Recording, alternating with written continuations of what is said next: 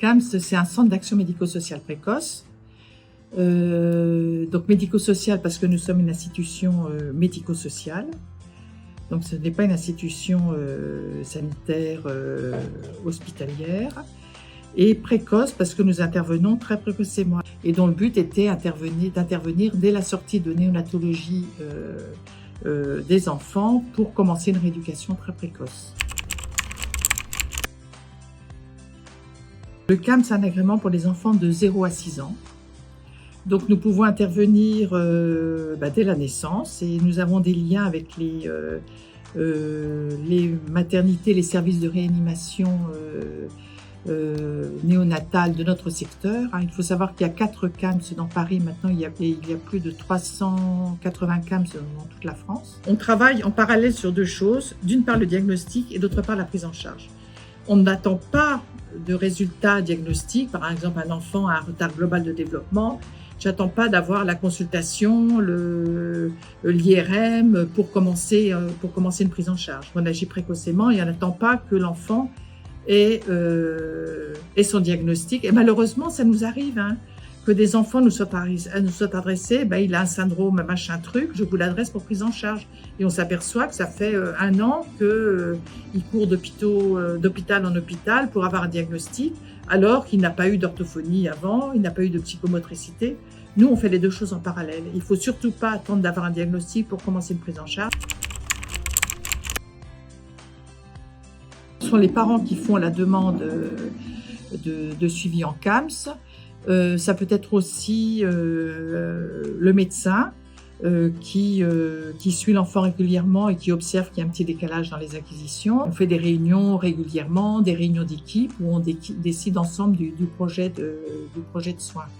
Et quelquefois aussi c'est plus facile avec la famille parce qu'on prend l'enfant n'est pas pris exclusivement parce qu'il a un retard de langage. On prend l'enfant dans sa globalité parce qu'il a un retard de langage. Il peut avoir aussi d'autres troubles associés. On fait des liens avec le médecin traitant, avec éventuellement la personne qui le connaît. Nous avons des liens aussi avec les crèches, avec les écoles et aussi quelquefois avec le service social de secteur pour certaines familles qui peuvent être en difficulté avec les PMI. On a 2 types d'enfants en suivi. On peut avoir les très grands prématurés, c'est-à-dire des enfants qui naissent à moins de 28-30 semaines et qui nous sont adressés par les services de néonatologie, ou alors des enfants qui ont souffert à la naissance, qui ont une grosse souffrance fœtale et qui ont certains critères de suivi CAMS parce qu'ils ont ils ont eu des grosses manœuvres de réanimation néonatale. Donc ceux-là, on les suit de manière très régulière. Il y a plus une partie dépistage pour ces enfants qui sont à risque de troubles du neurodéveloppement. Donc c'est des enfants qu'on suit très tôt dès la naissance. Et il y a aussi une autre partie d'enfants qui nous sont adressés dans un second temps par des collègues médecins libéraux, des PMI, des crèches, des professionnels aussi de la petite enfance qui s'aperçoivent que cet enfant a un décalage dans les acquisitions. À 2-4 mois, ils tiennent pas encore bien la tête. À 9 mois, ils tiennent pas assis. À 18 mois, ce sont des enfants qui ne se mettent pas debout et qui ne marchent pas. Donc, ou alors aussi, là je parle de la partie plutôt motrice, mais ça peut être aussi pour le langage, des enfants qui ne disent pas, qui ont retard de langage à 2 ans, qui n'associent pas de mots. Ou ça peut être aussi des enfants qui ont peut-être des difficultés aussi plus dans la motricité fine. Donc à ce moment-là, il faut vraiment être très vigilant pour les différentes étapes de développement de l'enfance. Une prise en charge, soit en kinésithérapie, soit en psychomotricité, soit en orthophonie. L'ergothérapeute aussi peut intervenir, soit en individuel, soit en petit groupe, on fait très attention aussi au bien-être psychique de la famille, des enfants. Les psychologues sont présents, le pédopsychiatre, et puis on fait des synthèses. On fait vraiment un projet de soins personnalisé en fonction de l'enfant. On fait très attention à la socialisation. La socialisation, c'est vraiment très important parce qu'on s'aperçoit que les enfants progressent beaucoup au contact de leur père. On fait vraiment très attention à la sensation au ressenti des parents. Des fois, il y a des parents qui qui disent bah, mon enfant il se développe pas comme mon aîné ou alors comme pas comme son petit cousin. Bon, il faut savoir que chaque enfant est différent. Chaque enfant a un rythme de développement différent, chaque enfant, mais il y a des fourchettes aussi. Il faut savoir que bah, s'il ne tient pas sa tête à 4 mois, ben, c'est quand même assez c'est ennuyeux. S'il ne tient pas assis à 9 mois, c'est ennuyeux aussi. Donc chaque enfant évolue à son propre rythme. Il ne faut pas comparer les enfants parce que les enfants, ben, il y a des enfants qui sont plus moteurs, d'autres qui sont plus dans la communication, qui sont plus bavards.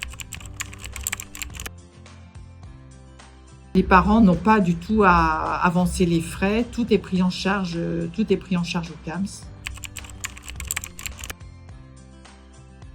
On a une commission d'admission, on étudie les dossiers, voir si l'enfant répond bien aux critères d'un suivi CAMS. Quelquefois, il y a des enfants qui ont plus besoin d'un suivi psychologique ou pédopsychiatrique, donc on oriente nos collègues pédopsychiatres, ou les enfants qui présentent un tableau trop lourd, par exemple de polyhandicap, on oriente plutôt vers des établissements un peu plus spécialisés ou des services de soins plus spécialisés.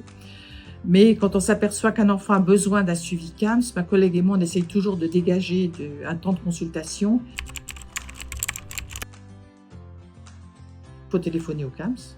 Vous téléphonez, vous avez la secrétaire qui oriente après vers une puéricultrice, qui pose différentes questions, qui essaye d'avoir le maximum d'éléments, soit que les parents peuvent donner, mais nous, ce que nous aimons bien aussi, c'est avoir un courrier éventuellement du médecin traitant. Mais même si on n'a pas de courrier du médecin traitant, si on a suffisamment d'informations de la part des parents, c'est bien. Le maximum de comptes rendus qui sont en possession des parents. Et après, on fait une commission d'admission tous les 15 jours. On aide aussi les parents à se sentir bien avec leur enfant. Et quelquefois, c'est compliqué parce que les parents sont très pris par leur travail. Il faut savoir qu'il existe des aides que les assistantes sociales connaissent, une AJPP, une allocation journalière de présence parentale, que les parents peuvent, nous on fait un certificat médical et les parents peuvent demander à leur employeur. Ça leur permet de bénéficier d'un certain nombre de jours pendant 3 ans pour accompagner leur enfant au CAMS sans qu'il y ait de rupture de contrat de travail. Mais il n'est jamais trop tard pour commencer une prise en charge et les enfants peuvent toujours récupérer, ils récupèrent d'autant mieux bien sûr que c'est pris en charge précocement, mais il y a toujours une amélioration.